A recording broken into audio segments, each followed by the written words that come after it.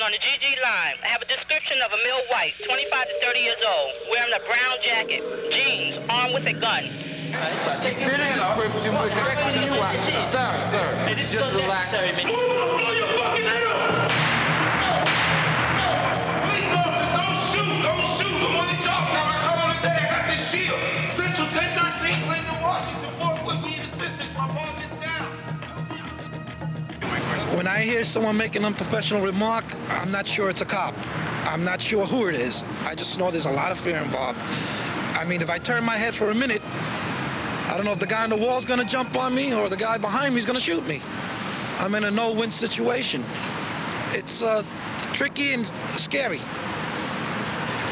If I'm effecting of arrest and someone says, move and I'll blow your head off, my first instinct is to turn around and see who this person is that's talking to me. It's a natural instinct, all right? Especially if you don't know who that is.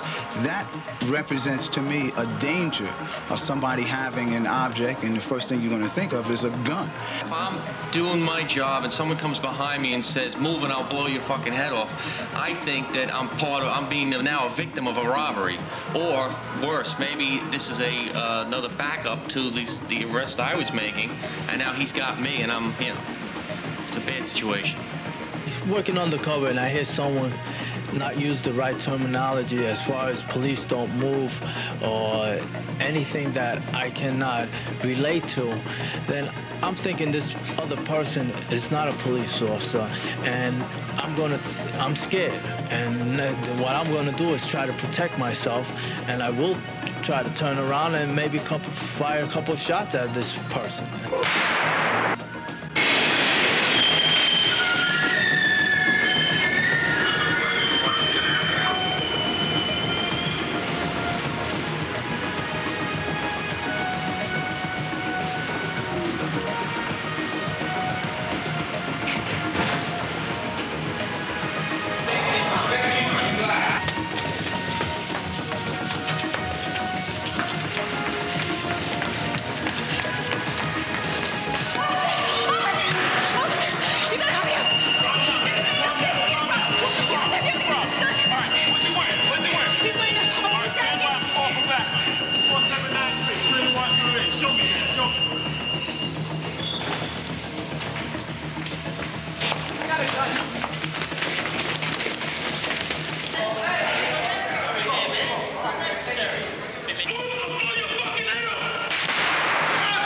Very often the situations are really quite ambiguous that the police officer faces.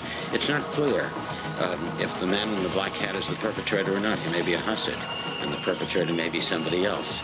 So you have to, the police officer knows that if the situation resembles those where he has to respond, he's doing an enormously quick job of processing the material and trying to organize it into a whole.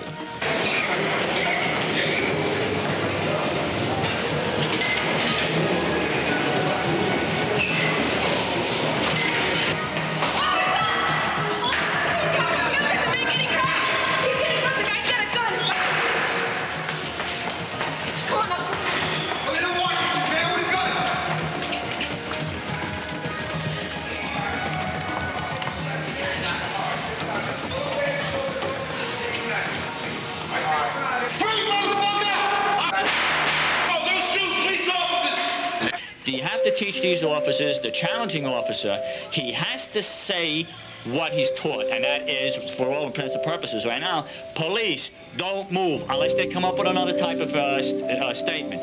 But right now we're dealing with police don't move. That's what you deal with, that's what you say. I don't care if you're working in Bedford-Stuyvesant or you're working in, out in Queens or Brooklyn or whatever, predominantly black neighborhood or predominantly white neighborhood. It has to be the same.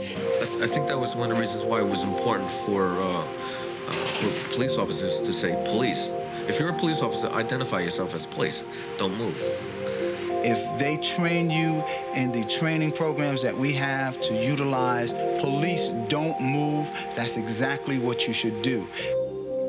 I'm behind barricades and I say to him, yo, homeboy, drop the gun. He's not gonna know who I am. He's gonna assume that I'm a perpetrator. Using that type of language, he's going to assume that I'm a perpetrator. And he will probably look and see who I am and look to fire upon me, because I have not identified myself as a police officer. Listen to this officer right here, sir. Thank you very much. Thank you very much.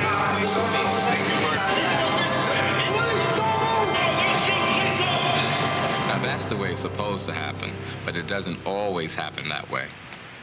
Cop came up to me and said, you came this close to getting shot. As soon as I heard the motion, I stopped. Came over, had his gun on me. He pointed a loaded gun at the backup officers. At that point, at the corner of my eye, I saw the uniform. Everything that you do in plain clothes takes on an added risk. I don't care if you're just giving out a summons. That's an added risk. If you're effecting an arrest, that's an added risk. And of course, if you come in contact with another officer and you have your gun out and they don't perceive you as a police officer, that is an extremely dangerous situation to be in. You go out there and you're supposed to look like the general public. Whether they dress well, they're dressed dirty, whatever. You're supposed to perceive, so people can perceive you as one of them. So it's going to be hard. So it is going to be a little more dangerous. I've worked with partners that you would never know they were police officers by their appearance. And appearance doesn't tell you everything.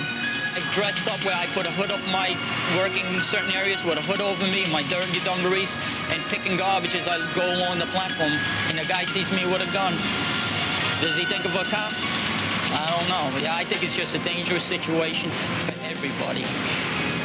I just want to make one thing clear. It's dangerous for everybody, whether you're white, black, Asian, Hispanic, male, female. If you see a Hispanic or black, a male, Hispanic, male, black, running, or male or female, Hispanic or black, running through the street with a gun, right away you think, oh, that must be somebody bad. It can't be a cop. Okay?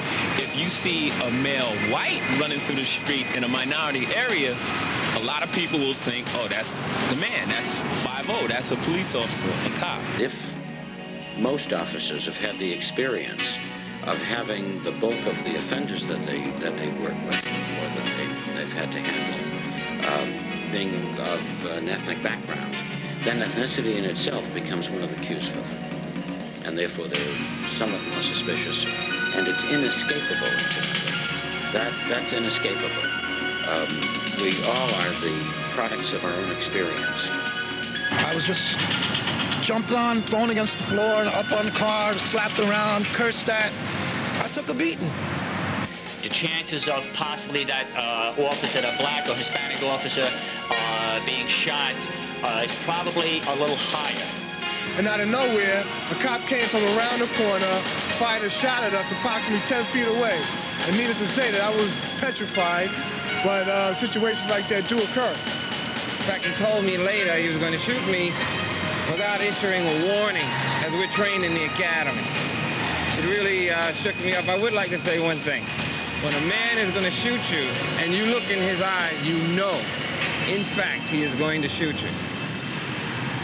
Plainclothes assignment is dangerous for all officers of all ethnic groups, African American, Latino, or white. However, there's a double danger for African Americans and Latino officers based on negative stereotypes. You arrive at the scene, you see an African American or Latino plainclothes officer there with a firearm in his hand, the first thing you tend to believe is, hey, that's the bad guy. No matter what the background of the police officer, no matter what his own ethnicity, the only difference would be if somebody by chance happened to be in a place where the majority of offenders were Russian-speaking or something of that sort.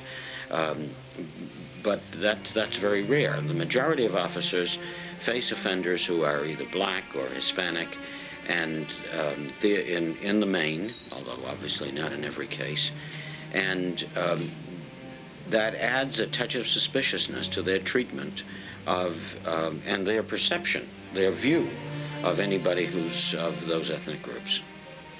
The onus is not only on the challenging officer, the onus is on the African American and Latino plainclothes officer also.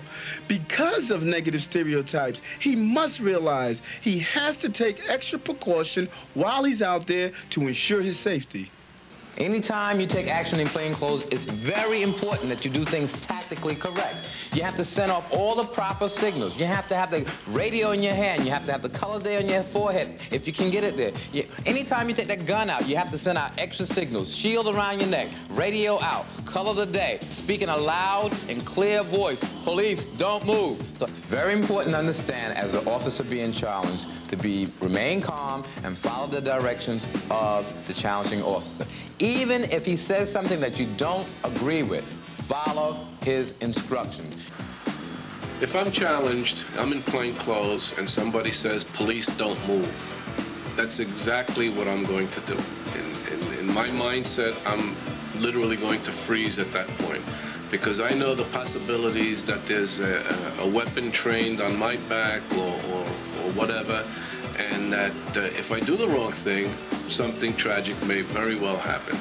You have to constantly keep in your mind, you hear the word, police don't move, somebody's behind you, you have a gun out, or you're in a position where you may be mistaken as the perp. You're going to have to build that in. That's part of the job.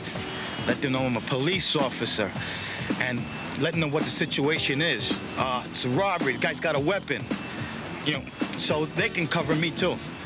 Because if they're going to give me orders, I want them to protect me too.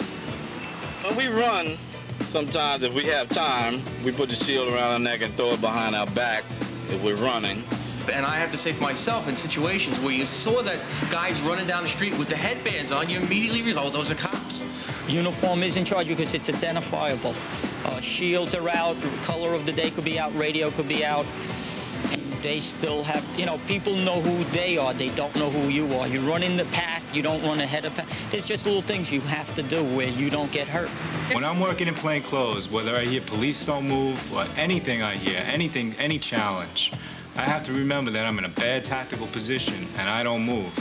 Because somebody could have a gun trained on me. It doesn't matter if it's a perp or a cop. At this point, I can't do anything but stay still. And the officer that's being challenged has to remember the mindset of the officer that's doing the challenging. That officer that is doing the challenging is in a high-stress, high-anxiety situation. He's already beginning to, or actually resorting to the use of deadly physical force. The officer that's being challenged can make the wrong move that takes it that one step above where the officer is exercising restraint until he begins to make that trigger pull. And at that point, we're not going to call a bullet back.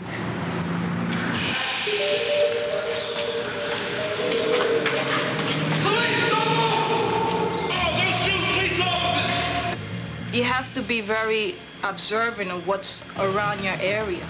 If there's a solar can in the area, if there's an I-beam, make sure you have some kind of cover to protect the vital points of your body, even if it has to be a couple of feet away. If you walk up on somebody that's holding a gun out and they have somebody at bay with the gun and you walk up and you're out in plain view of this person, they might turn around and shoot you. You don't know. They might just open a fire. He may just turn his head opposed to turning his whole body, but he is going to make some movements. That's why it's important for us to take some cover. If we don't take the cover, we don't give that person an opportunity to make those moves. As the challenging officer, if you have cover, you have that advantage, even if the individual does turn. Just keep an eye on the guy and follow him till I do have some type of cover. When I'm the challenging officer, the first thing I'm going to do is take cover before I challenge. This way, I minimize the chance of myself getting hurt. And when I say